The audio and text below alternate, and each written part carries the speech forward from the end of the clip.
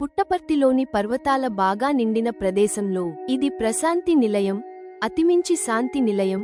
శ్రీ సత్యసాయి బాబా ప్రధాన ఆశ్రమం ప్రథమ నిర్మాణం 1950లో ప్రారంభమై బాబా స్వయం పర్యవేక్షణతో పూర్తి కానుంది. గోపురం నీలం, పసుపు, గులాబీ రంగుల్లో ఉంటుంది. ఆత్మ, ఇంటెలాక్ట్, ప్రేమ అంతరంగాల సమన్వయాన్ని ప్రతిబింబిస్తూ శాంతిని పునాదిగా చేస్తుంది. ఇక్కడే అనేక దేవాలయాలు, గణేష్, గాయత్రి, సాయి కుల్వంత్ హాల్, చైతన్య జ్యోతి మరియు శాస్త్రీయ మ్యూజియంలు అందరూ సమర్పిత భక్తి, సేవ, జ్ఞానాన్ని బోధిస్తాయి.